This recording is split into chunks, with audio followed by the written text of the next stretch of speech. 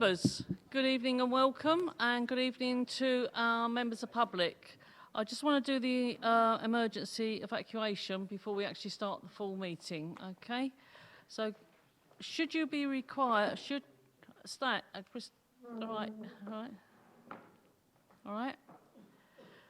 Are you all right? Right, good. Should we be required to evacuate the building, would you please leave the building via the entry doors to the hall, continue straight on, go through the two sets of double doors on the right-hand side to the car park, which is the assembly point.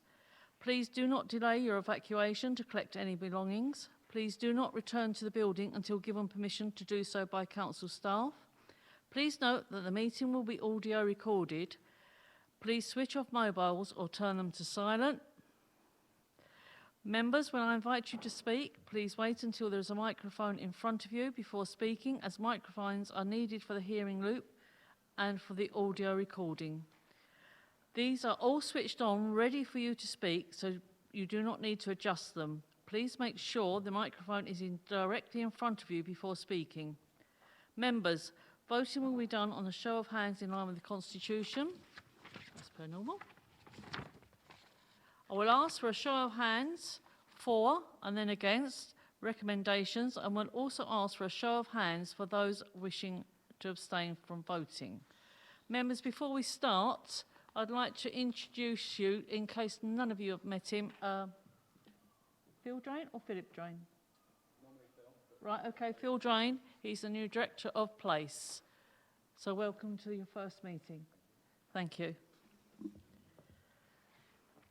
Are we all right? Yeah, all right. Members, apologies for absence. Yes, Councillor Mason. I was indicating, because I've only just been given one of the items and I'd like time to read it. Right, has everyone else had Councillor Bob Milne? Apologies for absence, I've got my hand up. From Councillor Jack Lawman. Jack Lawman, thank you. Can I just go through the apologies for absence? So that's Jack Lawman. Who else have we got? We've got Ian Foster, and the substitute member is Councillor Dave Sperring. Who else have we got? Can't think.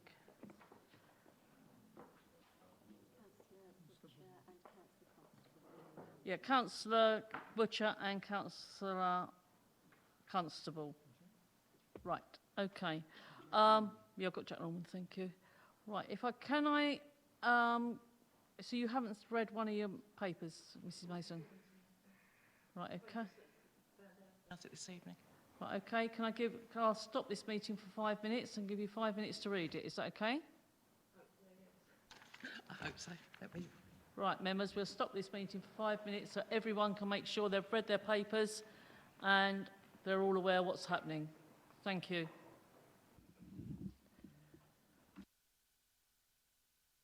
Substitute members, we have no non-members attending. Item Agenda 4, minutes of the meeting held on the 21st of June 2022. Are they agreed, members? Thank you. Agenda 5, to receive declarations of interest. Are there any, please? If not, through the meeting, if you... Oh, sorry, Councillor Williams.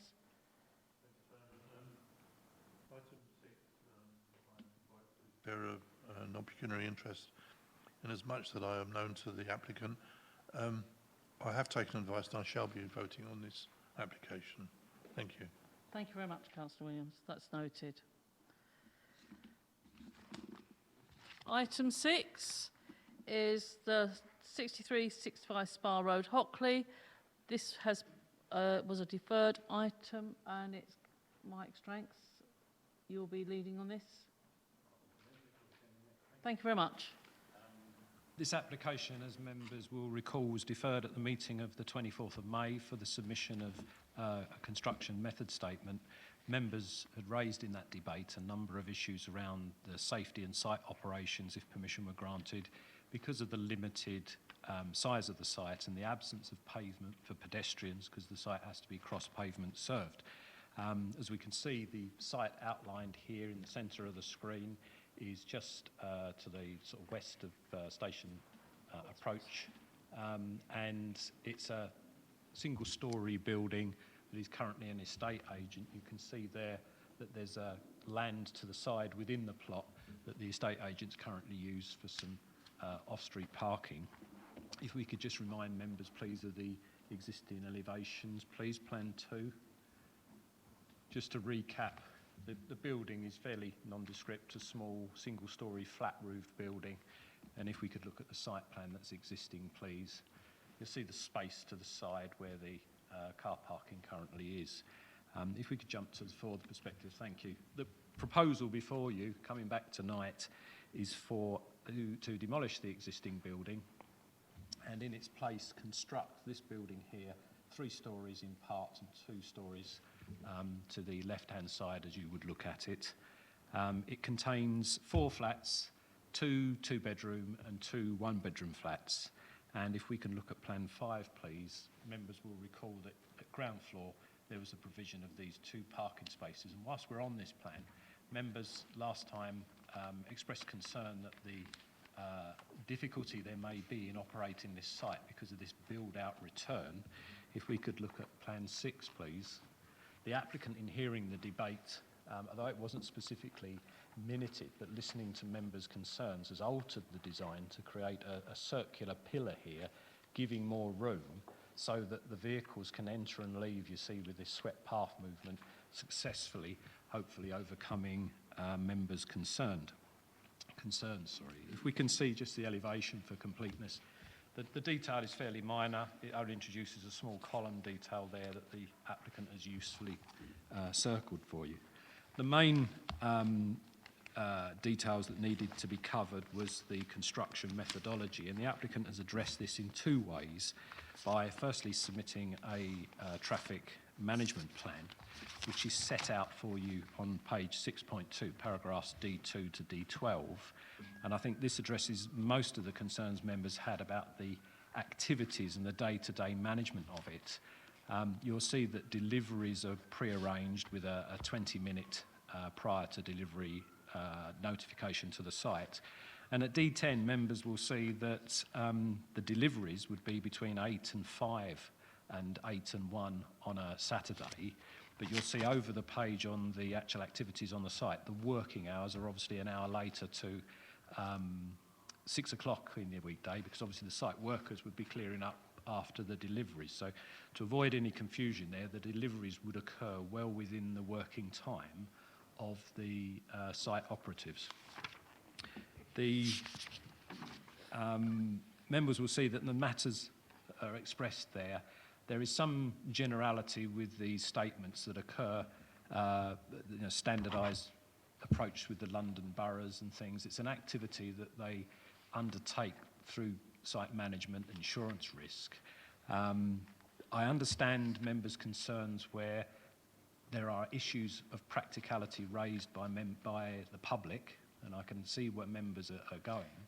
But I have to advise you that essentially these kind of details about how wide scaffold bores are and the stop-go provisions for the guys managing traffic where they have to narrow the road, if only through during deliveries, they're essentially not material planning considerations. If you're looking at planning conditions, you're really looking to say, well, look, this scheme is unacceptable, but is there a condition that will make a difference that makes it acceptable?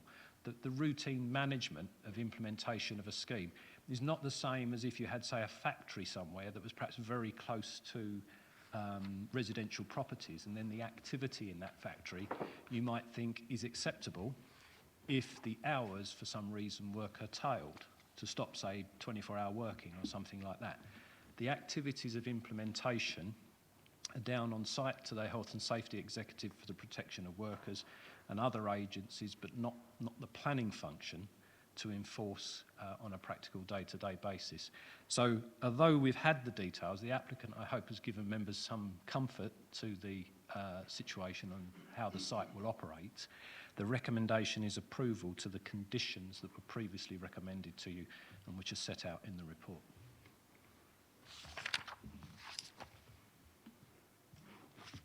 Thank you. We have one speaker on there, public speaker, and it's Miss Mary Power, the planning agent, and you know where to sit. And again, you've got 5 minutes, and we'll allow you let you know when there's 1 minute to go. Thank you. Good evening, members, and thank you again for the opportunity to speak. We had the benefit of listening to members' concerns raised at the last committee. We noted those as vehicle manoeuvres in and out of the site from the 2 parking spaces, disturbance and safety issues during construction, particularly for pedestrians and children walking to and from school, buildability and deliveries.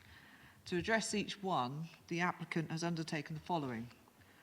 The applicant has redesigned the building corner, which the officer, Mike, has just presented to you, to increase the manoeuvrability of the parking spaces through a circular brick detail, which we hope addresses the members' concerns about that point. The applicant has also employed a contractor to prepare a construction management plan and a traffic management plan and submitted these to the council. These set out the processes and controls embedded into the construction process for this site. Whilst it is unusual to prepare a SAMP and a traffic management plan pre-planning permission, as a contractor has not necessarily been appointed at this stage, the applicant has employed a professional contractor to consider how the building can be erected. It should be considered to be a live document, as it's not possible at this early stage to consider all movements to and from the site or all elements of the construction process. That lot of that depends on where materials are sourced from, how much of those materials come to site, when they come to site, and that really can't be fully estimated until planning permission is granted and there's certainty about the scheme going ahead. It therefore may need to be amended as the contractor moves forward with the construction of the new building and as each phase progresses from demolition, construction of foundations, services to everything above ground and all the materials needed to complete the building. It does set the benchmark for good working practices, however, including health and safety, nuisance, mitigation such as dust control, hours of operation and community liaison, which will be very important here. It demonstrates just how many processes a contractor must consider in preparing for and undertaking construction works. The traffic management plan addresses issues of deliveries, but it would be a car-free construction site, so i.e. no employees would be able to park on site during construction. They'll be encouraged to use public transport and public car parks. It's not been possible to be more specifically about deliveries, including vehicle movements, as that must follow as I've just described. Any site is capable of finding a solution for construction, and there are many more highly constrained sites in dense urban areas that reach a solution for construction. It is often the objective to build as quickly as possible to ensure that local disturbance is kept to a minimum whilst respecting the working hour restrictions. The more hurdles that are placed in the way, the longer the construction process takes. There is therefore a careful balance required between appropriate restrictions to ensure safety and convenient passage for residents and local people, and controls that may significantly extend the build period. The applicants trust that they have demonstrated their intent to manage the construction stage appropriately and with the site's restrictions in mind to limit impact on local residents and people that use the footpath to move around the town and between schools. We trust that members will accept the officer's recommendation and approve the application with the construction management plan and traffic management plan submitted. Thank you very much. Thank you very much. We have no visiting members. I'll ask if any committee members wish to speak, and the ward councillor is Councillor Adrian Eves. Councillor Adrian Eves? You're there. You've changed places. You've confused me. You'll have 5 minutes to speak on this. Thank you. Okay. Thank you, Chair. I accept that the applicant has tried to address some of the issues here. But one of the things that I think that we made very clear when we discussed this last time is one of the issues of delivery times.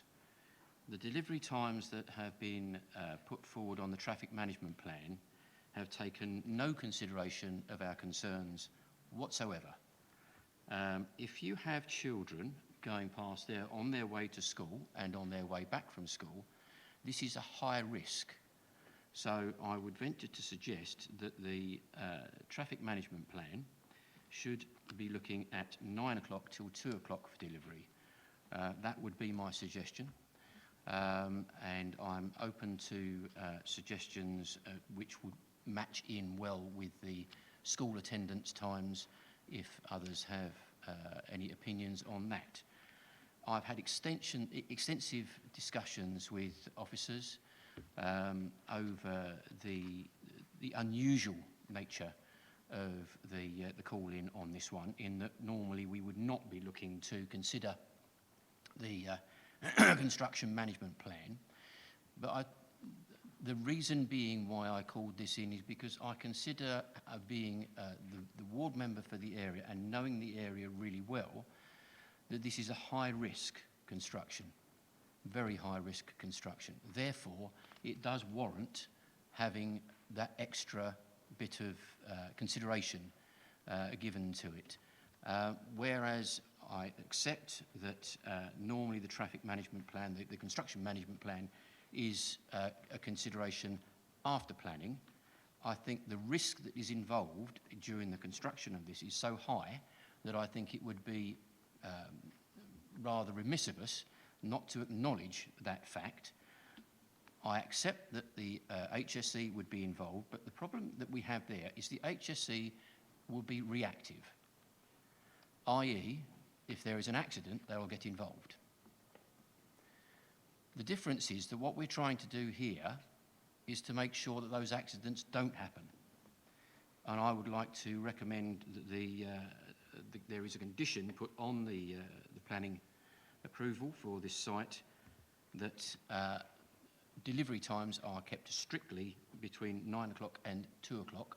It is possible. I am in the trade. I do know that is possible. And I know that if there is a good management structure on site, it won't cause any further delays. It just means that they've got to be more organised.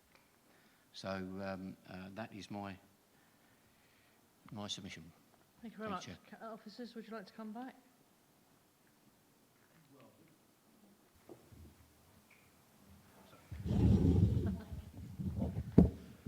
Disadvantage of being called Mike. We're in some difficulty in how I hear what members are saying about the special nature and the constraints of the site. What is likely to limit it in that way would constrain the development. I think you heard from the applicants to say that that would prolong the duration and in some ways increase the risk. But I appreciate what members are trying to do. What we did with the Bulwood Hall site, where I think there was a similar issue about traffic worries, although it was somewhat removed from Hockley. I think there was an issue about the main road. We did, members did accept a condition to restrict deliveries between the hours of 8 and 9:30, which was the school run times. I think it was less about kids going along the pavement, as they do in this case, to particularly the Greenswood School. It was more about the clash with the school runs of big vehicles attending the site. And there was a condition on that application that members were happy with, where they said there to be no deliveries between 8 in the morning and 9:30 in the morning, and then at the school turnout time between 14:30 and 15:30. And that was Monday to Friday, but during school time. So if there was a break like you have in the summer now, there's sort of 6 weeks or so, then that would open it up for the developers to proceed in the best of the weather. But that was something that members did use as a benchmark, as I say, on another site in different circumstances, I confess. But it was more about the flow of traffic as opposed to the concerns members have on the actual pavement outside of the site. But say, it's for members really, I think, to consider. I just want to know. Okay, members, I've got quite a few. Councillor Cripps, please. At the last meeting, it was deferred on the basis of producing a management plan. My problem with this one is it doesn't go far enough. I actually wrote to the officers with a few headline issues, which I think should form part of this management plan. Yes, deliveries are important, cutting the timing of them and the amount of time they take is fine. But it's relatively small beer compared with what else will be creating problems in that road. When the utilities come to reconnect foul water, storm water, gas, water, electric and power, they will almost certainly be making connections in the pavement and in the road.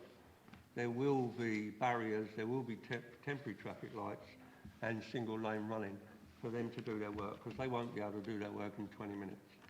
It's days at least, and they never get themselves organised to do it in some pattern, so they'll all be coming and going. Scaffolding is another issue. The foundations, we've got to run a pipe across the pavement to pump the concrete in. We've got a muck lorry to take the excavation material away across the pavement. Councillor All I'm Cripps. saying is, the management plan is a good idea. It's only a written document, and the lady said earlier on that no builder has been allocated yet. That makes it even more important to have this document to a certain level included in the package, probably as a condition, so that this builder, when he is coming on board, catches up with the importance that we're We placing. only deferred this item for the construction method statement, and I don't know if you're aware that that's all we can debate this on. We can't debate on anything else. We can only debate on I'm what was talking deferred. about the construction method statement. No, I'm but- merely but illustrating the Councillor aspects Cripps, of it. I have to stop you there. The only thing we can debate and talk about on this application is the construction method tape. Yep. Okay. Okay, so how are you going to pump the concrete in? I am not a planner. Don't treat me with contempt, thank I'm you. not treating you with contempt. Um, I'm asking I- you to let me say my 5 You can't. minutes No, you can't because like everybody else does. no. We, Okay. right. We have to go with what we've deferred on, and that's what we've got to. This is what the planning meetings do. Yeah. Okay. So Councillor Sperring, then Councillor Mrs Mason. Pursuing Councillor Eaves' comments about the delivery times, we recently had a school involved in a delivery scenario, and they had a very limited delivery period. It was at Fitzwymark School, and it boiled down to about 4 hours a day because it interrupted with the school time. So it can be done, and it can be made a lot shorter than it currently is being projected. Thank you, Chairman. Thank you. Councillor Mrs Mason. Point of clarification perhaps from our legal officer who's here. I wasn't at the previous meeting, so I wasn't aware that this had been approved other than... It wasn't approved, it was deferred. Deferred. Well, I wasn't aware that if an item was deferred, we could only then debate the deferment. So I would like some clarification on that before we go further, because by implication, if that's the only thing you're going to allow us to talk about, then we have approved it subject to that one item. Now, usually deferral means come back and we'll have a look at it and then we approve the whole application or not. So could I ask the legal officer to clarify that for me, please? Thank you, Chris. Son. So my understanding was that, yes, you could potentially discuss other parts of the application if they were relevant, obviously, to kind of the main material considerations. Obviously, you'd want to touch on the reason that it was deferred as well. But yeah, I think to obviously a certain extent, within reason, you could discuss other reasons, yeah. Thank you, that was my Thank you. understanding. Right, thank you. In that case, Madam Chairman, may I talk to the application? Yeah. First of all, I don't know if there's any other pictures, but my knowledge of the area would indicate, and I'm sure Councillor Eaves or the officers will correct me if I'm wrong, that there is no pavement on the other side of the road. So this is the only pavement that school children and pedestrians will be able to use. Could someone have, I presume you've got photographs of the other side? That is actually part of the reason why I deferred. Yeah. Okay, so in that case, we're talking about the only pavement from the senior school to where most of the children walk down from that way. So I can understand the concerns about the safety risks of pedestrians and the concern about the enforcement of conditions. But having read this application quite thoroughly actually over the weekend, my concern was much more for the bulk and mass, particularly the height, particularly the fact that it doesn't comply with our policies. Our policies are very clear that any dormers on the front of a building would not be flat roofed. This has patently got flat roof dormers on the top. I think the height is particularly of concern and the bulk and massive concern. The principle of residential development, I think, in this area isn't of concern, but I think this particular application is of concern, and certainly I would be inclined to refuse it, that it's contrary to our policies DM1 and CP1, which seek a high standard of design and layout, and I think this fails on that. Can I just stop you for a minute? Can we have the pictures of the elevations so we know what Councillor Mrs Mason's, so we can all understand? Chairman, while doing that, we're trying to get a street view up to clarify the pavement. Perhaps when we've done that, if we could then show the... Okay. So we've got... that's looking from the bridge back towards the site. It comes up the site on our right-hand side of the screen where the cursor is. There's no pavement, obviously. Oh, it's got that up, it's got the Mason this side. That's not pavement. That's not pavement. That's... no, I was thinking about by the, because I've not known it whether... No, there is the no railings- pavement. No, I didn't think there was actually.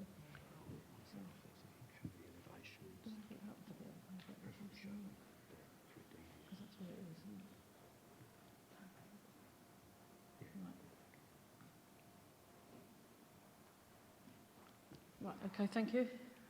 Thank you. So, Madam Chairman, my inclination would be to move for refusal because of the bulk and mass, because of the flat roof dormers. I mean, they're quite dominant there, and is contrary to our policy. Unfortunately, I can't quote the policy because I don't remember it, but I'm sure one of our officers can supply that. And also because of the risk to pedestrians with it so close to the pavement where there's no pavement opposite. So the two things give me great concern. I don't know if I have a seconder. Right, we've got a seconder for refusal.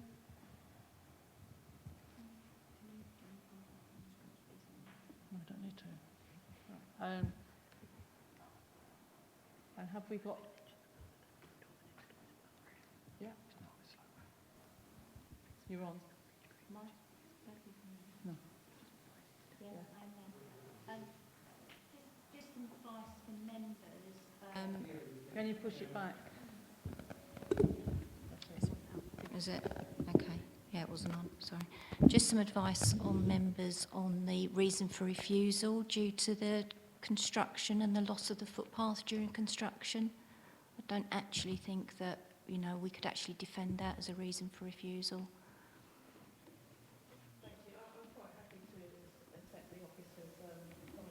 My main concern are the bulk and mass, the height, which is out of keeping. It says in the actual report the maximum height of the building is 9.5, whereas the adjacent buildings are a lot lower.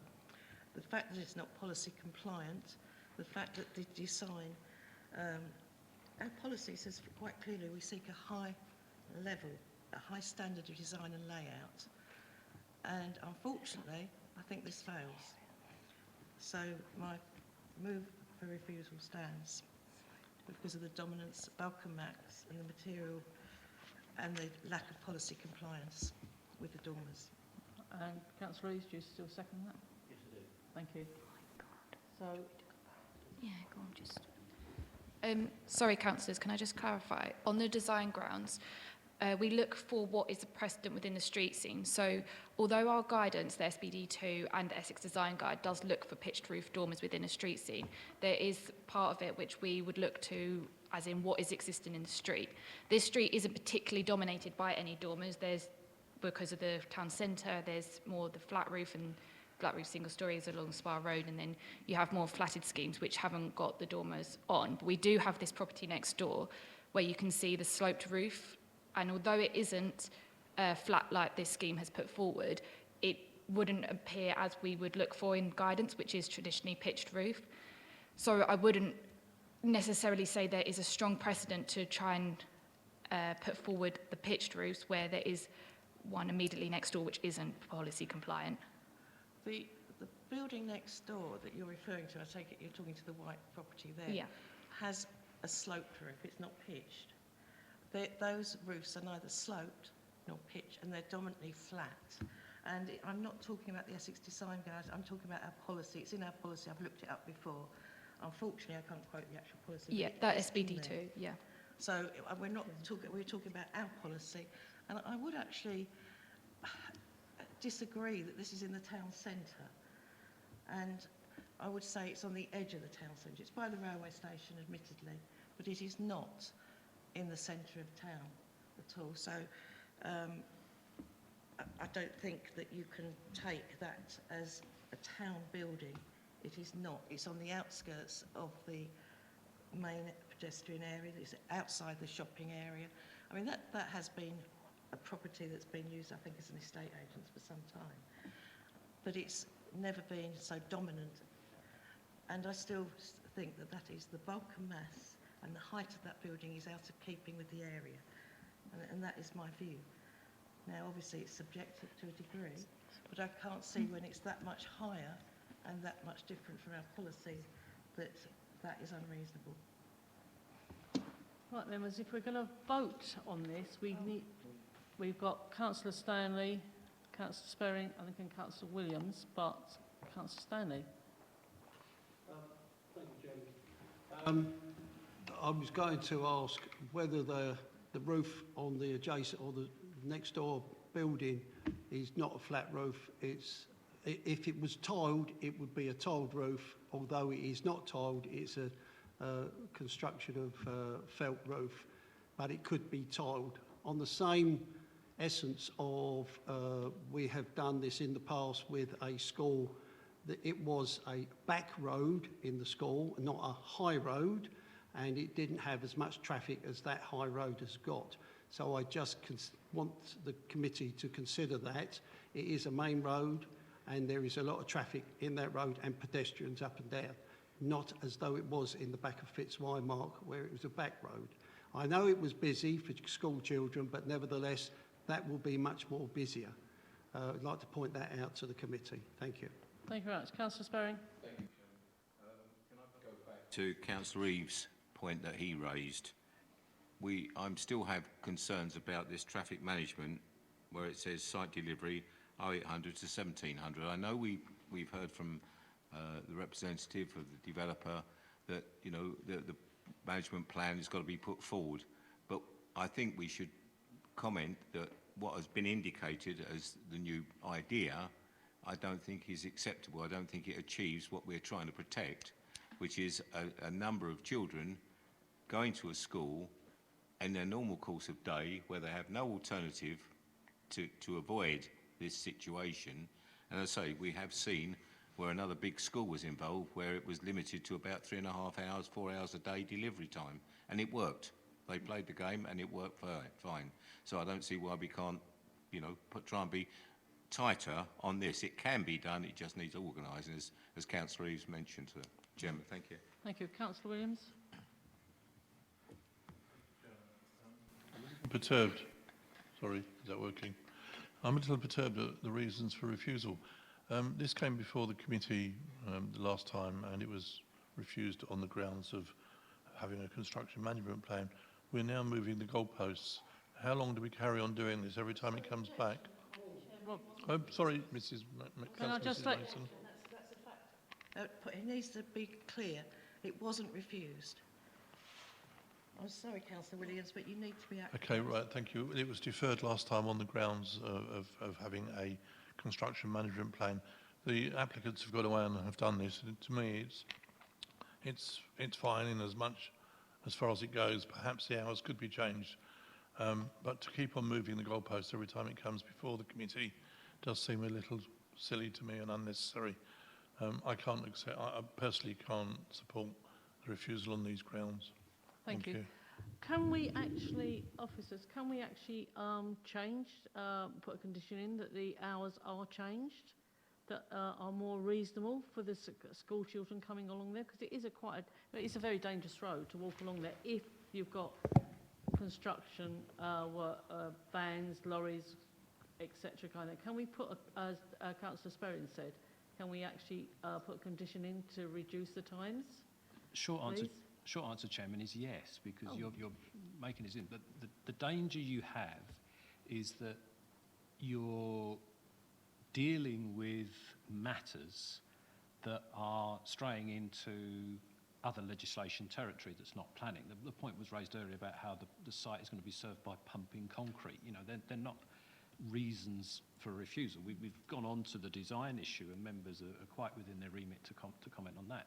But members are familiar that there's been, in the attempt to address certain conflicts, the Bullwood Hall site had a problem with the narrowness of the access and the entrance onto the main road. And the concern for members at that time was the flow of traffic on the highway, rather than the specific danger that members are worried about in this case with the pavement beneath the site, as it were.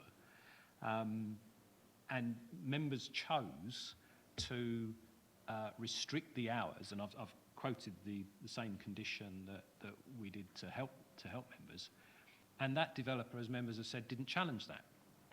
So that's fine. The problem you have, and where we have to advise you, is if the developer were to take the matter to appeal, and you then trying to justify it. Now your hearts might be in the right place trying to do good, and as members have said, it's not about mitigating like the other agencies do. The problem has to occur and then they do something about it. It's trying to avoid the problem in the first place. And in May, the duty of care issue that members have was raised. But as officers, we have to be careful that we don't encourage you, as it were, to stray into territory that's other people's remits. The planning decision is essentially on the sort of the permanence and the design of the buildings and its degree of fit. Yeah, we've spoke about whether the dormers are appropriate. The previous schemes, I think, were refused because of lack of car parking. The applicant's taken units out and put car parking into the site. So the applicant is trying to meet the physical planning considerations. If members were wishing to control, if you like, to have site deliveries that avoided the peak school times when children would be expected on the pavement, like we did at Bullwood Hall, you have precedents for adopting that condition. If the applicant is unhappy with that condition, he could go to appeal. I wouldn't want to forecast or predict any chances on the success of that. That's just something we'd have to deal with. But I think we've strayed away from the idea of all the construction difficulties. This is a difficult site to develop because it's constrained. It's a small site in a busy area, but many of those issues that are being raised aren't anything to do with planning. So yes, to answer your question, Chairman, we could adopt a condition and make it part of the consent if members are so minded to focus the delivery hours outside of school times. We did that with Bullwood Hall. Hopefully that's of help, Chairman. Right, members, we've got a motion on the table and it's been seconded for refusal. Can I please have a show of hands for voting for refusal, please? Chairman, could I hear what the motion is again, please? Councillor Mrs Mason. It's basically the bulk and mass is over-dominant in the area on the street scheme. The height in particular causes concern. The lack of sloped or pitched dormers, contrary to our policy, and our policy states quite clearly that we should have a good design that fits in with and a good standard. And it's not a bad design, but I don't think it's a good design in that location, and I think it's contrary to DM1 and CP1 in my view, and it's the over-dominance and the visual amenity. Are you okay with that, Councillor Stanley? Right, well, can we go to the vote for refusal? Okay, can I have a show of hands, please? I'll keep them until Sonia does. Okay. Against refusal?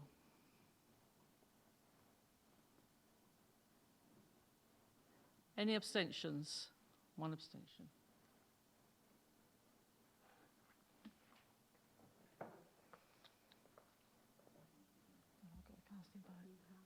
Right, it's 4 against 4, 4, 1 abstention, and I've got the casting vote, so I am voting against refusal. Of course.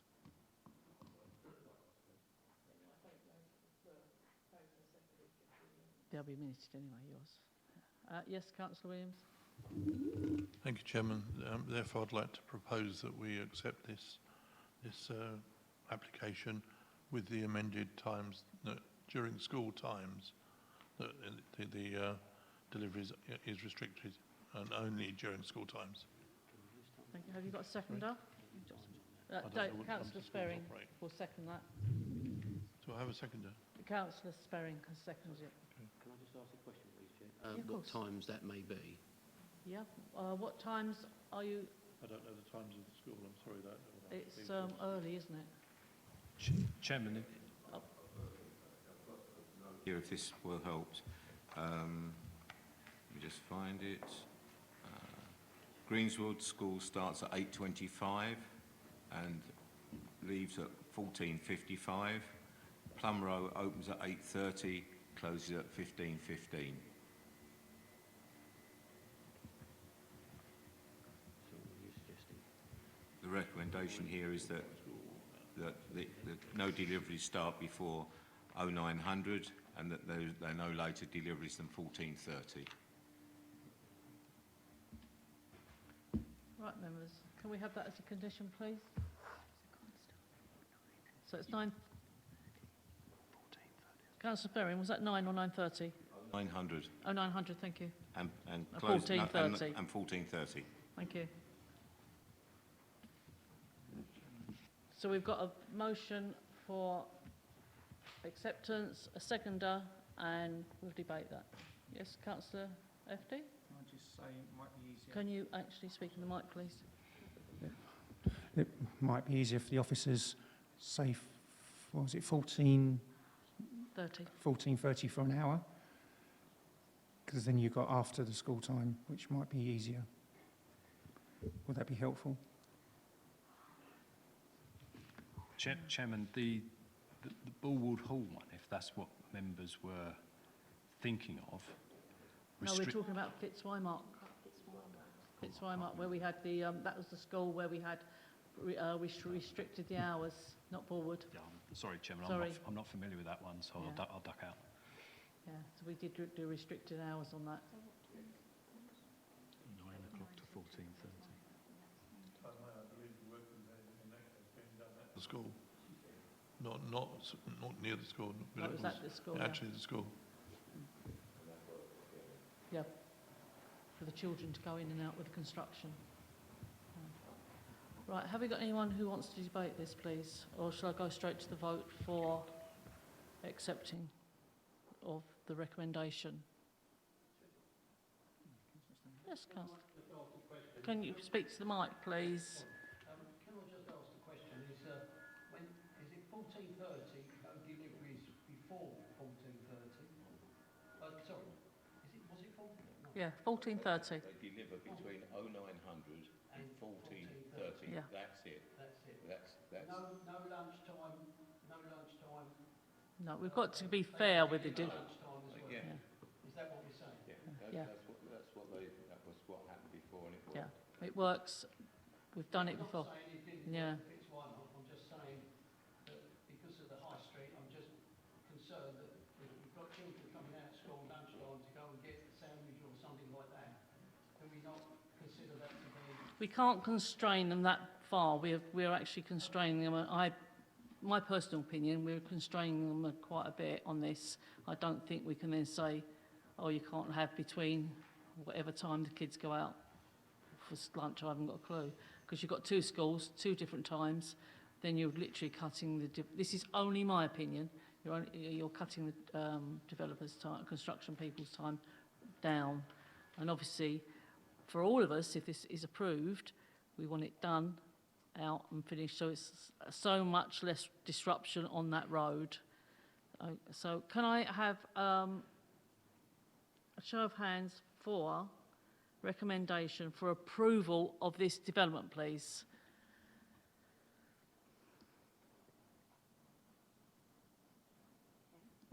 Any for against? Abstain?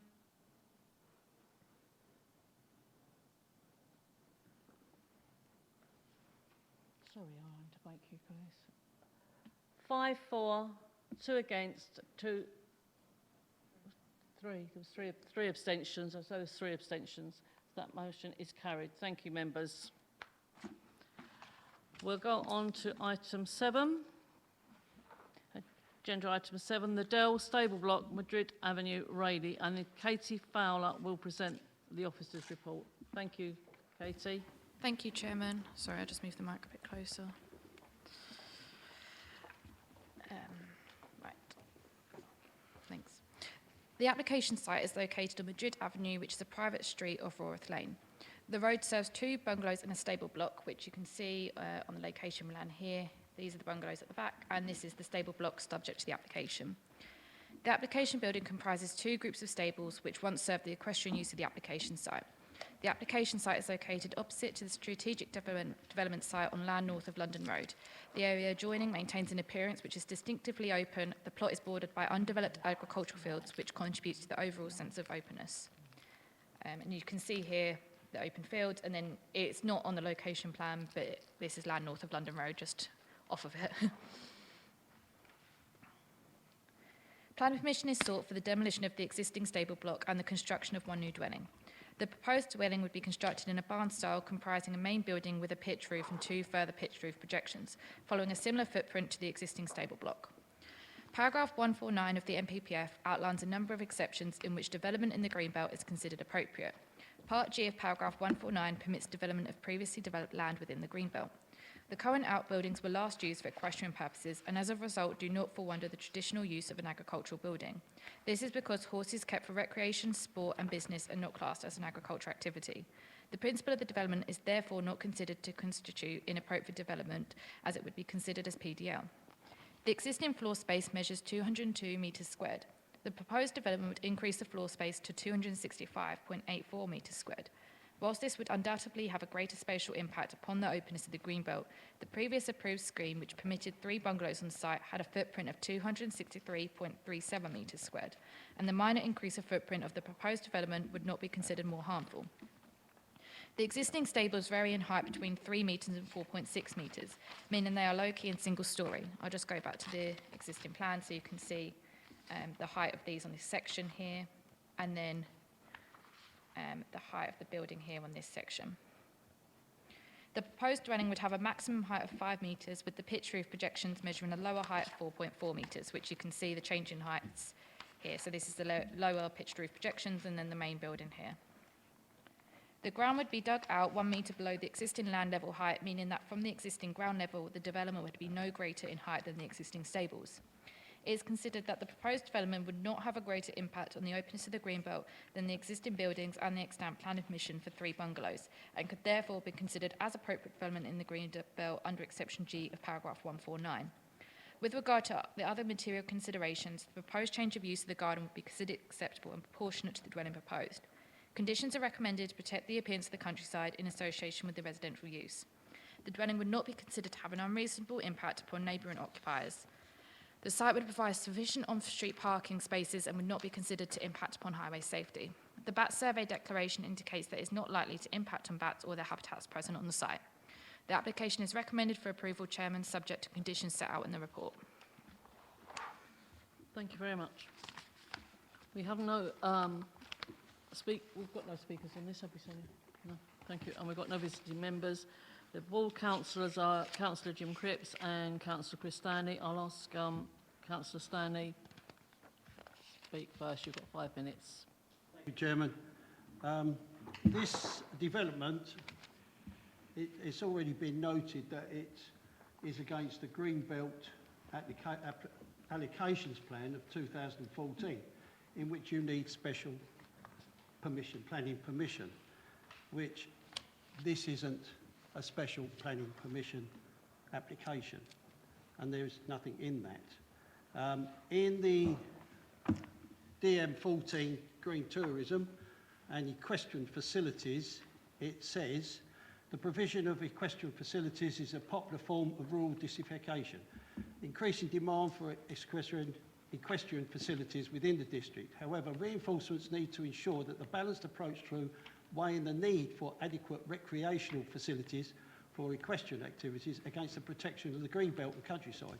The wide-ranging nature conservation interests throughout the district, equestrian development can appear as creeping urbanism, and I believe that this is creeping urbanism, in as much as that the development, as is pointed out by the officers, has already started, and it seems to be creeping towards the main arterial road. In as much as that although the property will be dug out by 1 metre, where is that? I consider that the drainage would be inadequate as well for that area, as it would envelop the whole building. There has to be some sort of drainage being put in, which hasn't been brought forward to my knowledge anyway. And it's also DM27 where they haven't decided on protected species of the area, and this is contrary to that DM27. So I would ask the committee to consider rejecting this application, refusing this application on those grounds. Thank you. Thank you. Councillor Cripps? No? Members, have we... Councillor Mrs Mason? Thank you, Chair. First of all, could I ask a couple of questions of the officers? I was interested to read in the report, I think it's here, that the existing permission was for 202 square metres, but they've actually built it up to 263, and they're applying for 265, which is roughly a third increase on the original development permission. I think I have some sort of concern here that effectively we're approving something that shouldn't have been approved, wasn't approved in the first place. The other concern I have is the height. The report says quite clearly that it's 5 metres high, but 1 metre will be underground, leading to roughly a 4 metre height at visual height. But it also states that the majority is 3 metres, so it will still be more dominant than the existing building, unless I've misunderstood that. So I'd like some clarity on that point, please, first. Katie, would you like to come back? Councillor Stanley's questions. Yeah, you could as well. do both of them, yeah? Yeah, is that okay? Yeah, please. So I'll go to Councillor Stanley first, just so then we've got it in order. So you first said about contrary to the allocation plan. The allocation plan does allocate it as Metropolitan Greenbelt, but that doesn't mean that all development is inappropriate. So the MPPF outlines that there is some development which is appropriate, and development on previously developed land is one of those exceptions which is appropriate in the Greenbelt. You then discussed about policy DM14, but this is in relation to green tourism, not equestrian. The parts that you read out regarding to equestrian is the preamble to equestrian facilities, so as in the construction of new stables as opposed to the loss of stables. The drainage issue, there is actually part of the site has been converted to a residential property at some point, so there is drainage on the site as well as the bungalows to the rear. So although it wouldn't be a main sewer, there is an existing drainage on the site, and they would require an EA permit to connect up to that possibly, but it's not our legislation to cover that. In relation to DM27, the ecology, they have submitted a bat survey, and it's concluded that it's unlikely that it would have an impact upon bats. There's not been the presence of them on the site, and it's not considered that there would be likely any habitats or protected species on the site because of its status at the moment. Outside of the site, there's actually a menage and things. It's not overgrown grassland or hedgerows where you would expect to see protected species. So that's why we haven't sought an ecological survey in this instance. If I just move to Councillor Mason's questions. So the existing permission, if I just get my notes up. So the existing floor space measures 202 metres squared, and then the proposed development is 265.84. But what has been permitted on the site, so it was replicating the stables as they were, but connecting them up, so they would kind of form a 3-terraced bungalow in a way. And that permitted then a floor space of 263.37 metres squared, so there was a marginal increase in floor space. So whilst it does look dramatic going from the existing floor space of 202 to 265.84, there is this fallback position, which means that there is something that's permitted on the site with a larger footprint than what is there at this moment in time. In regard to the height, if I just pull up the sections. So if I just zoom in down here, so you can see here, this is can you see that okay, or is it a bit faint? Do you want me to zoom in a bit more? I'll try and get, there we go. So this line here is dotted out where it would be dug down to.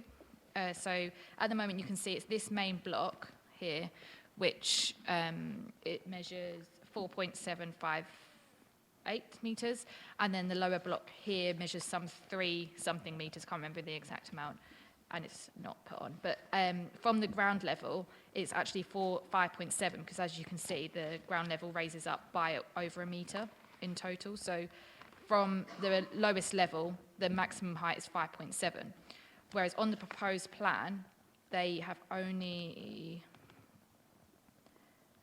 got a maximum height of 5.5 metres at only one section. So actually they've reduced it by 0.7 metres from where it would be dug out, so the lower land level, which is down here. So they've put on here the 3.4, where the land level is here, so you can see that there. I don't know if that hopefully explains it, but essentially what they're doing is digging it out by a metre and reducing it in terms of the maximum height, so that there is kind of a balance, so it's offset from each other. So where there is a slight increase overall in terms of the bulk, it is less than what is actually there on site in one place. Thank you, Chair. That's very clear, thank you. It's a muddly thing to read as well. If I can ask a couple more questions. I think the other concern I have, you've certainly alleviated that one. The other concern I have is the garden size is out of all proportion to the size of the dwelling. And I can see the reason why, because of the access. But the comments in there that a residential garden isn't and doesn't have much impact on green belt. Well, there's a totally different type of vegetation and layout. So I wondered if there's two things we could do. Is can we keep the majority of the garden area as green belt so it doesn't become residential? And also bearing in mind the dominance of that building and the openness of it in the countryside, would it be possible if the committee was so decided to approve this application, would it be possible to remove permitted development rights so that we don't end up with other buildings outside, if it should be approved?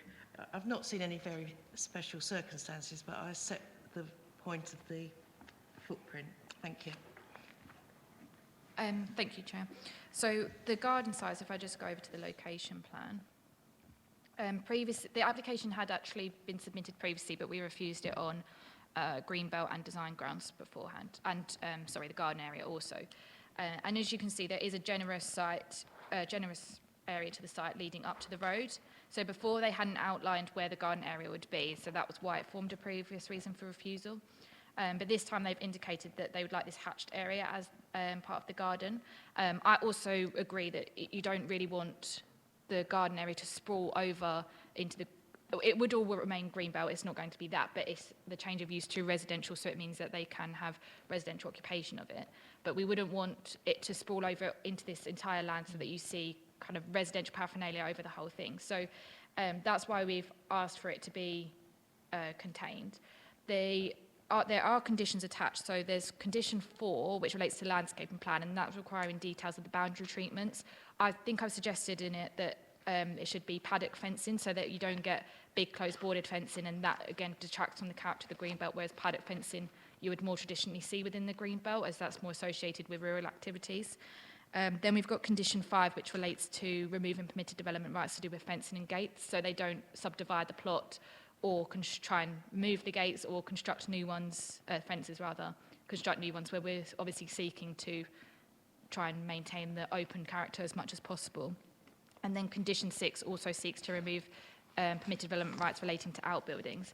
Because of the proximity of the dwelling, there is a limited scope of how much permitted development rights they would have anyway, because where the front elevations are here, you would only be able to kind of extend here, and then where it has a highway frontage as well, there is very limited scope of actually what they would be able to do under permitted development, but we have removed that so that it avoids any construction of additional outbuildings. Have been removed. So outbuildings have been removed by condition 6, gates and fences by condition 5, and then condition 7 has removed extensions and alterations to elevations and the roof, meaning that they can't build dormers, can't convert the loft space, and not convert the loft space. They can't build dormers, but they would be able to put roof lights in. That hasn't removed that, but they wouldn't be able to extend through rear extensions or side extensions. Thank you. One other question, if you bear with me, relating to the fencing, which I quite agree with. Is there any way that we can condition on the type of boundary plants not being too high? Because I'd hate to see a row of conifers up there. So condition 4 requires details of the planting that is proposed. So we can agree those details in accordance. We can, if you think it's pertinent to the application, we could put on a condition. Well, we have got a landscaping plan, but in it it says what plants have to be. They have to detail what plants are going to be planted on the site. So we have control over that anyway. That's in condition 4. Yeah, condition 4. Yeah, I haven't read I don't think I've got the condition.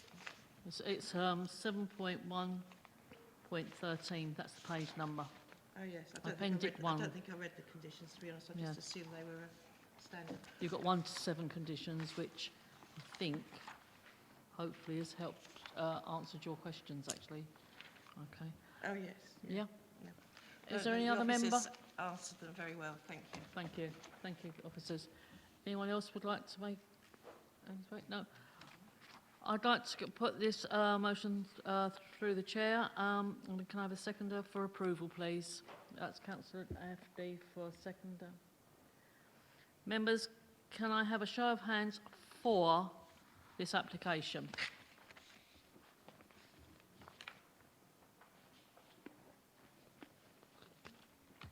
Members against? 2. And no abstentions? I don't think so. So it's 8-4. I'm glad you're doing the My Eye test tonight, and 2 against. Thank you. That motion has been carried, this application. Thank you. It's been approved. Item 8.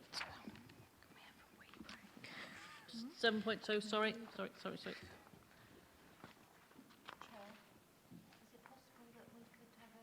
Toilet break. Of course we can. We can have a 5-minute break for you. That's not a problem. And then we'll go on to our agenda item 2.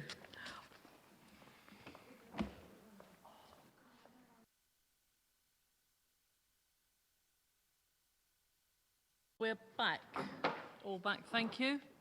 Agenda item 7/2, land north of 172 Rawrath Lane. Katie, again, will present this. Thank you, Katie. Gone? There we go. Thank you. So the application site is located at the end of Cheshire Drive, which is accessed via Rawrath Lane. I've pulled up an aerial image so that we can get context a little bit better for this one. So this is the application site here, where you see this kind of brown square. This is Cheshire Drive here, and then Rawrath Lane projecting along here. We've got the Asda car park, Trenders Avenue, which is quite a popular development site, and then Madrid Avenue that we've just seen is just further down here. So the Cheshire Drive is an unmade road which serves serves plots of land. The site is north of the rear gardens of the dwellings located on Royal Lane and is separated by undeveloped land covered in vegetation. The site is currently bounded by a closed bordered fence and the existing planning use is unknown. So you can see the trees and undeveloped character of the adjacent sites and the rear boundaries of the gardens along Royal Lane along here. Planning permission is sought for the proposed use of land for a gypsy/traveller pitch comprising one mobile home, one touring caravan, and the erection of a day room and stables. If I just go, oh, not that. This is the plan submitted for the day room. So you can see we've got a kitchen and bathroom, and then the stable here. And so you've got the tack room, loose box, and then hay feed store there. An area of hard standing would be laid to accommodate for the proposed use, and a paddock fence and gate erected along the eastern boundary fronting onto Cheshire Drive. The proposed occupants for the site would be the applicant, his partner, and their 2 children, who are both aged under 5. Whilst it has been stated by the agent that the applicant has had to move onto the site, it is not clear in what capacity this has taken place. The planning policy for traveller sites defines gypsies and travellers as persons of nomadic habit of life, whatever their race or origin, including such persons who, on grounds only of their own or their families' or dependents' educational or health needs or old age, have ceased to travel temporarily, but excluding members of an organised group of travelling show people or circus people travelling together as such. The applicant has stated they have spent their life travelling and still travel for 3 months of the year and attend various cultural events throughout these months. The applicant may cease to travel due to prioritising his family's educational and health needs. On a balance of probabilities, the applicant has been considered to meet the definitions set out in the PPTS. The principal considerations of the application is the impact of the development upon the Greenbelt. The policies relating to this are laid out within the officer's report. With the exception of the existing closed bordered fence, the proposal would otherwise introduce development on what was essentially an undeveloped field. The proposal for residential development would be considered to constitute urban sprawl within the Greenbelt, equating to inappropriate development that is harmful by definition. The development must therefore demonstrate that there are very special circumstances which outweigh the harm to the Greenbelt. So moving on to the very special circumstances, Policy H7 of the core strategy sought to allocate 15 pitches by 2018, and this was reflected through the allocation of GT1 at Michelin's Farm. Due to various complications and difficulties, development of this site is yet to commence, and the Council have not exercised its power to compulsory purchase. There are no other available allocated or public sites available for occupation within the district, and therefore the Council's requirement to deliver gypsy and traveller pitches must be accommodated elsewhere. Further to this, the latest formal assessment of the district's need identified the need of up to 18 additional pitches for households meeting the PPTS definition of a traveller, with a further 3 pitches for households where it is unknown whether the definition is met. There has been the recent granting of planning permission for 4 pitches, and therefore there remains a need for at least 14 pitches dedicated to households meeting the PPTS definition. As such, the Council are unable to demonstrate a 5-year supply of sites for gypsy and travellers, and this should be given significant weight in the Greenbelt balance. In addition, the lack of alternative provision should also be attached significant weight. The applicant's family include 2 children under the age of 5, and it is important to the applicant for them to obtain a good education. A permanent address is required to register the children to a school and prevent disruption to their education. The application site would provide stability and enable consistent access to medical and educational services, notably for the children. The applicant has stated that if the application were refused, it is likely that they would be forced to travel continually on the roadside and double on other friends and family members' pitches. This is supported by the lack of alternative available and affordable sites. As such, any alternative would not be in the best interest of the children, and this would weigh significantly in favour of the development. Therefore, while substantial weight is given to the harm to the Greenbelt, significant weight is also attached to the need for gypsy and traveller sites, the lack of supply of sites, particularly the uncertainty in bringing forward the only allocated site, the absence of local policy, and the lack of available alternative accommodation for the applicant and his family with accessibility to health and education services. In this case, there are a number of matters which are considered to weigh significantly in favour of the application, and this conclusion would be consistent with the outcome of recent appeal decisions. Subsequently, the cumulative weight of these very special circumstances would clearly outweigh the substantial harm arising from inappropriate development in the Greenbelt. In terms of the impact of the development upon other considerations, there have been no reports of the residential development causing noise or disturbance, and it is considered that the impact of a single family would not be unreasonable to neighbouring occupiers. And as noted at the beginning, it is understood that they have moved onto the site already, and there hasn't been reports of disturbance in the planning application process. The site would be accessed through an existing access on Royal Lane and would not cause conflict with highway safety.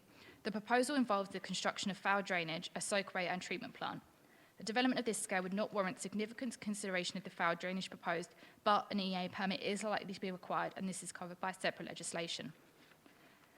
There are a number of trees within close proximity to the application site, and the Council's Arboriculture Officer has recommended a condition requiring a method statement and protection plan, which has been imposed by condition.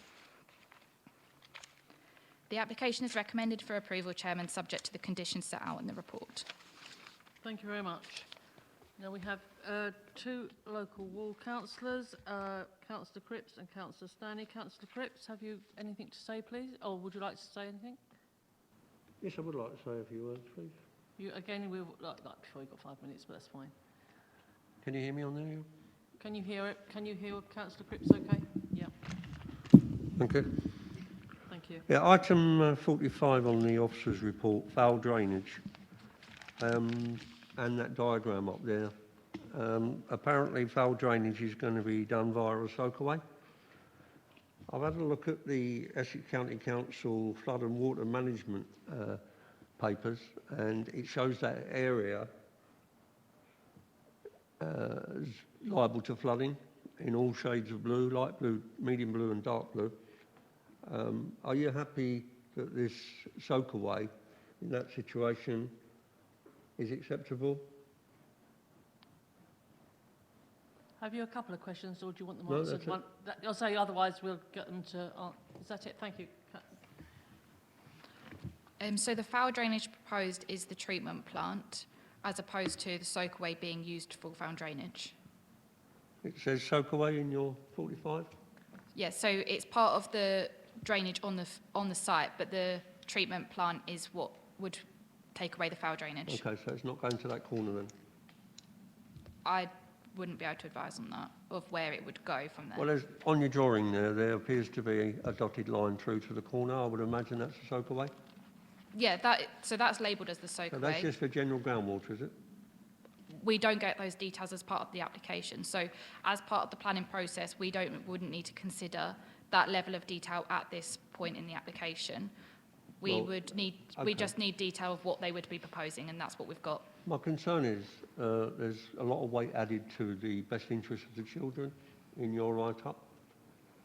And my concern was that soakaway, which is what it says here, for the foul water, is in that corner. And if that floods, you're going to get foul waste washed across the site. And you've got the waiting for the best interest of the children. I don't think that's in the best interest of children. That's why I wanted to clarify whether that aspect has been considered, because in your report there is no reference to flood risk. Yeah, so there isn't flood risk on the site. It's not subject to fluvial flooding or surface water flooding, so there isn't a concern from that aspect. If, for a different matter, the soakaway did flood, that wouldn't be covered by planning legislation. It would be a concern of a different legislation, probably the Environment Agency. Okay, but the reference I gave you, the Essex Flood and Water Management Scheme, ECC, their map shows it very clearly potentially subject to flooding of various types, light blue, medium blue and dark blue in that area. So we have to go against the flood maps that we get presented by the Environment Agency, and this site isn't subject to surface water or fluvial flood risk as identified by the EA. Okay. I'm still concerned about the children in that situation, but okay, you've answered my question. Thank you. Councillor Stanley? Thank you, Chairman. Just to elaborate a little bit on the flood risk there, there is the Royth stream which runs through that property on that corner where that cesspit is, or whatever you soak away. The water actually runs into that pond. There is another pond further to the left of that drawing, which is not put on there, but there are 2 ponds which actually fill up on flood risk. Cheshire Drive doesn't stop where it says on the map. It actually goes right to the end, which picks up a crossroad between Trenders and Parkhurst. So it doesn't stop there. The land further on is owned by other people, and they need to use this land, this drive, to get to their property, which is their portion of lands which they have been allocated. Furthermore, I still would like to emphasise that there are no special circumstances for this development on Metropolitan Greenbelt. I need to be absolutely sure that the appropriate meaning of gypsy and traveller is the correct one, as further on from that development to the end of Cheshire Drive, the applicant has basically put fencing up and gates up to stop the road being used completely right the way through. There he has got a caravan and other machinery that there's application to his business, I suspect. Again, I don't see that we have done anything with the ecological protected of species in that area. It is vastly overgrown, and there's no reference to that at all. And I think that this should be looked into as much as the drainage. I don't want, because of the river running through the back of that, it also runs down to the fish farm at Shakespeare Drive. That water, if it's contaminated, will wipe out that fishery completely. We've already had problems, or got problems at the moment, and EA know about this, on the River Roach, where the fish have been where the water's been contaminated and the fish are actually lying on the top dead. So I'm particularly worried about that, and I've been in touch with the EA on that particular thing, which says advice for local authorities on non-mains drainage. And the reason that they can't get mains drainage is that they are under 30 metres from the drain. So they can't get mains drainage. If they was above 30 metres, they could get it, and it would be put into Cheshire Drive, but unfortunately they're not. So they can't apply for that. But it does say, and I've already spoken to... You're not going to read all that out? Or No, have you got no. a copy for everyone? No, I'm not going to read it all out. There's 9 pages here. So I'm you've certainly got not a going to copy read for out 9 everyone, have you? pages. It does say that we, as the Environment Agency, is no longer a statutory consultee on this sort of development in the way of drainage. And it asks, or it says, the change means it is local planning authority responsibility to ensure proposals for non-mains drainage or non-major development complies with the National Planning Policy Framework and Planning Practice Guide. And I don't believe, this is my own personal opinion, I don't believe that that drainage is adequate. I know they will need permit to operate it, but I don't believe that that sewerage plant, which is going to be installed, is not correct and not in the right place. So therefore, I would ask a motion of refusal to this site, or to defer it to discover what they're putting in there and whether it is in the right place or not. Thank you. I've got...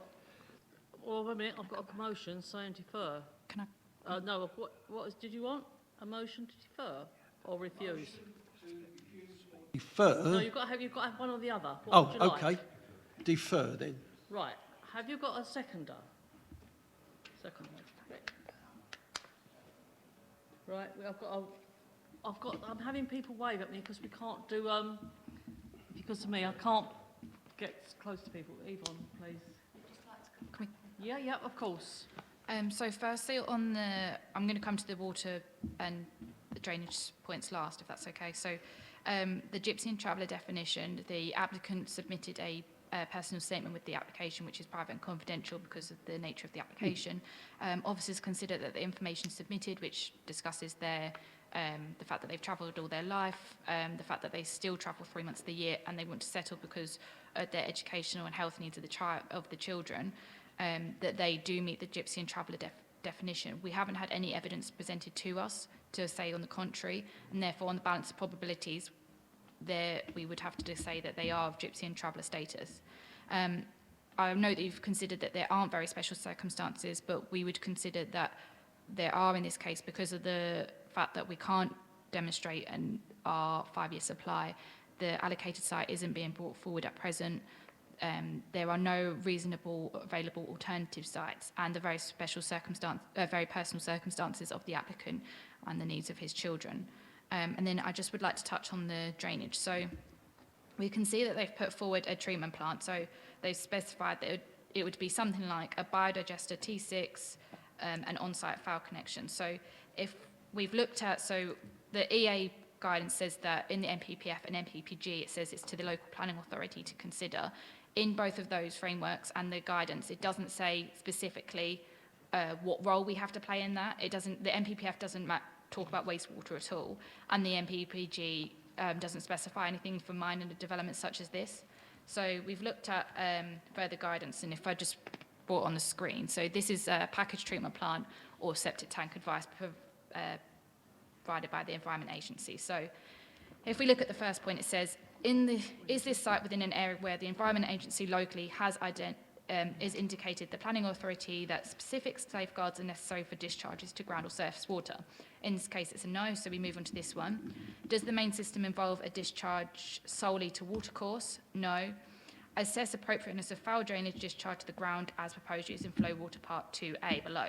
Does flow chart part 2A indicate that non-mains foul drainage as proposed may not be appropriate, or that permit and planning application should be twin tracked? We haven't had indication of this, so we would say no. Does the results from the FDA indicate any of the following? The system is less than 7 metres away from any habitable part of a building. No vehicular access for emptying within 30 metres. The system cannot be emptied or maintained without the contents of being taken through a dwelling or place of work. The answer to this one is no also. Has the applicant provided details of how they propose to maintain the system? This is also no. So the EA advised that we either ask for further information or secure maintenance through condition. So in this instance, we would recommend to members to put forward a condition to secure maintenance plan for the foul drainage. Thank you, Chair. Would you like to come back? And I've got other members, Councillor Stanley would like to speak on this. I'll let the others speak and they'll come back last, if I may. Right, Thank you. Councillor Sperry, then Councillor Mrs Mason. Chairman. I question Ms Fowler's comments about we do not have a 5-year supply of sites available. Many years ago, Michelin's Farm, by a planning inspector, was advised that it was totally unusable, that it would never be suitable for a Gypsy and Traveller site, as indicated, and it certainly wouldn't be useful as an industrial site. We now have a very large industrial site down at Fairglen Interchange on Michelin's Farm, so that argument is out of the window. As I understand it, any other issues that have raised, the planning inspectors have refused to go down and reassess what was previously said many years ago. The fact that there is ongoing conversations, which I'm sure most people are aware of, that now we've got an industrial estate down there, that there is still conversation going on about the Gypsy and Traveller site, I cannot accept your assessment that we do not have a 5-year supply of Gypsy and Traveller site. If it goes forward, which I don't see why ultimately it shouldn't, there would be 15 sites there, as I recall, going from memory. Thank you, Chairman. Thank you, Councillor Mrs Mason. Thank you, Chair. Just a couple of small points, really. One, I think the application, from what I've heard, should have been addressed as retrospective. Two, and perhaps the officer can clarify this for me, Item 17, it says no details have been submitted relating to the appearance of the mobile home or touring caravan, which, fair enough. But then in the condition 4, we've got comprising no more than one static caravan and one touring caravan. There's a significant difference between a static caravan and a mobile home. So I'm a little bit concerned that we're not asking for details. And what are we approving? Is it a mobile home or is it a static caravan? So they're proposing a mobile home and a touring caravan. So the mobile home, it might be, I'm not sure, I haven't looked at the report exactly, it might be that I've misspoken one of them, but it is a mobile home that they've put forward. So that is both a touring caravan and a mobile home are of the touring caravan similar is appearance. in there, but you put one static caravan and one touring caravan. That may be a misspoke, but they have referenced it as a mobile home in I think everything. we ought to request some details of the static caravan stroke mobile home, because they are significantly variable, and I think that's something that we ought to consider. That's just a small point. The other point, on condition, I've lost it, condition 2, this is assuming approval of course, that the use hereby permitted should be carried out only by Mr. Charlie Eastwood and his resident dependents. Now, I've heard you say that it's his partner and 2 children. I do think that in the spirit of equality and for future-proofing the security of the children, that the partner should be named on this as well, so that it could be for Mr. Charlie Eastwood and XX, I don't know his partner's name, because I do think that's quite important, because we're talking about a family unit and families do break up. So from that point of view, I'd like to, if it's appropriate, I'd like to see both names on there. And apart from that, I can understand the concerns raised, but regarding the foul sewage, but I think it should be done by condition, partly because the reason we have these applications is because the failure of the council to provide a permanent site. We haven't done so. Thank you. Thank you. Councillor Reeves. Of the addendum that we've got as well, I think it would be remiss of us not to actually consider what the neighbour has actually asked there for the wording of the site proposal to state that it accesses all plots along its length, not just the applicant's site. As has been mentioned, it appears as though the fencing that is being put up at the moment is preventing access further down the road. I'm not sure if that is the case, but if the officers can confirm that. But I think it would be remiss of us not to consider the addendum that has been presented on item 7.2. Thank you. Could you answer that, Katie, please? Yeah, thank you. I'll go through everything that was raised. So in regard to the 5-year supply, we as development management officers can't put forward an application for Michelin's, and at the moment it hasn't been delivered, and there isn't it isn't evident that it is going to be delivered at present to us. So we have to take account that the 5-year supply hasn't been met, because we can't demonstrate that at the moment it is going to be. Until there was compulsory purchase put forward, we wouldn't be able to take that into account. So then in regard to condition 2, and so the partner has been asked to be kept private, their name, that's why it hasn't been put on, but we could add something to do with Mr. Charlie Eastwood and their civil partner, so to avoid revealing their identity. And then in regard to the preventing access, it isn't part of the application for those gates, and it would be a separate matter, either planning breach, or it would be a private civil matter, depending on who owns the road and what breach has occurred. But it isn't part of the application, so it wouldn't be something that we would be able to reasonably prevent. So, sorry, Chair, can I Yeah, of course just you come back can. on that? Am I right in what I'm hearing, that the applicant has actually blocked the road by the fencing? I know that a fence has been erected, but I wouldn't be able to say it's the applicant. Would the ward members be able to confirm that? Well, Sorry, Chair. Councillor Stanley wants to come back, so, Okay. yep, it Thank can't you. be confirmed. You've asked a question. Do you know it for fact, Councillor Stanley? Fact, yes. Double gates have been put at not at where the green circles start on that drive, but at where it says track, at the end of track, that's where the double gate has been put. And Where the could I- hatching of the... Sorry? Can I just make sure that I know what I'm talking about? So where the hatching of the fencing is, the black little lines, where it says track, that they've got a gate there, yes? Is that what They you're saying? most certainly have, and Okay. they're using, what's laid out there is the east boundary, that is the boundary that runs down Cheshire Drive as their plot of land, and he's designated the west boundary, which is on the pond side, as his plot of land. And I would like that as a condition to make sure that his plot of land is on the east side and not on the west of that road.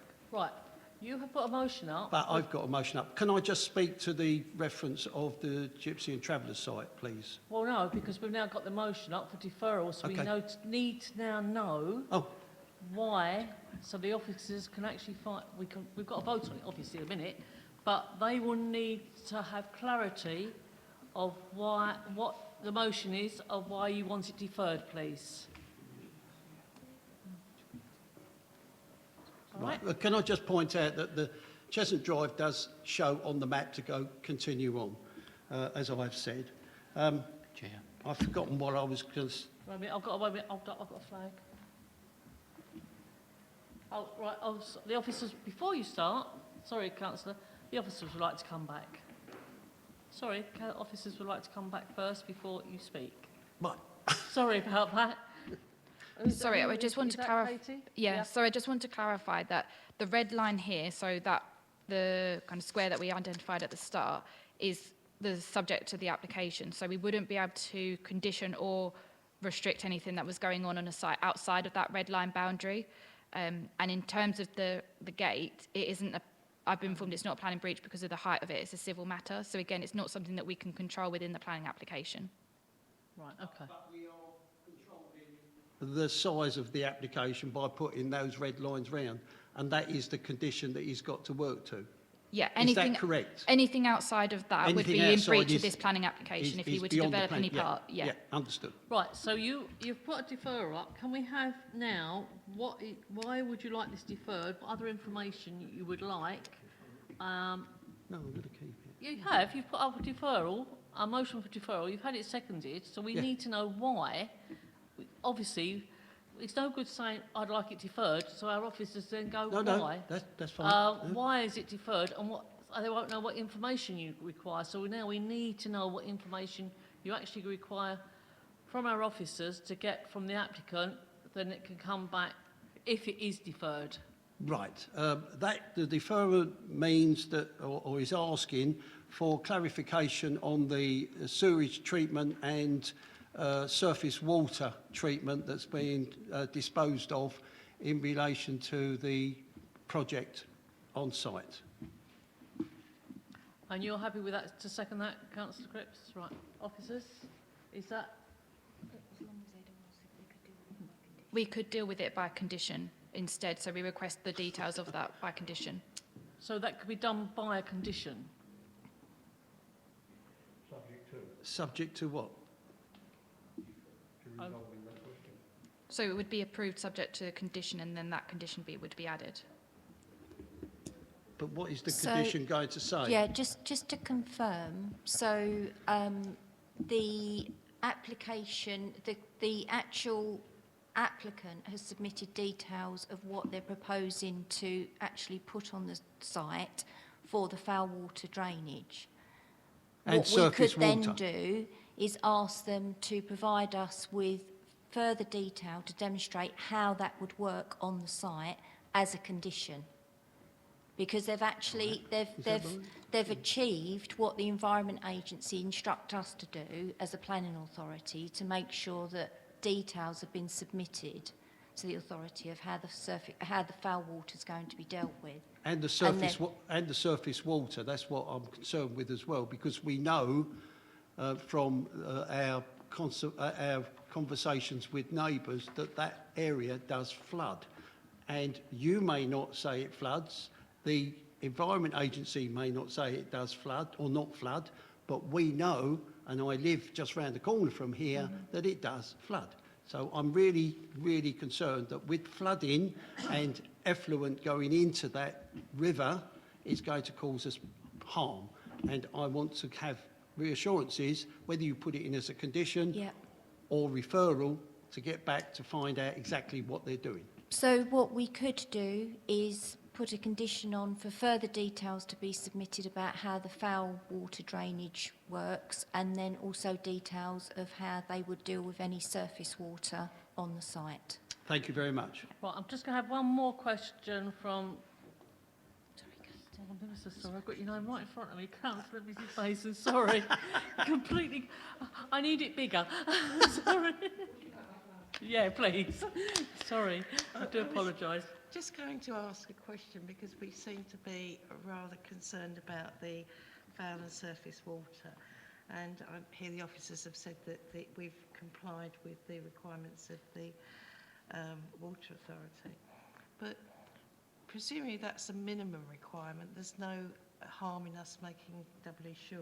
But I think you've answered the question by saying we'll put it on as a condition. So I think they've clarified what I was concerned about. So Right. Thank you. Thank you. Now, Councillor FD, and then we're going to go to a vote. I'm a little bit confused now. You're going to ask if the deferral needs to still be on the table, or are we going to go for a refusal? Yes, that's or... what I'm asking Oh, about. sorry, Yeah. sorry, Kat. So now you've got the condition, it can be conditioned. I'll accept the condition And you'll take with the officer's advice. And you'll Thank take the you. motion off And the I'll take the deferral. motion away.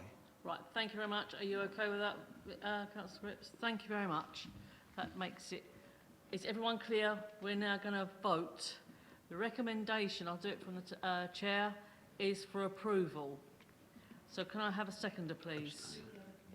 Sorry, yes, as Councillor, with the condition as we've discussed and debated. Yep. Thank you. Can I have a seconder, please? Councillor Mrs Mason.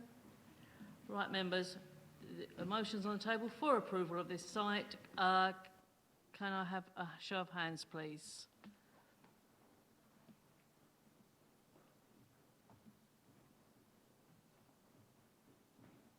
Thank you. Against?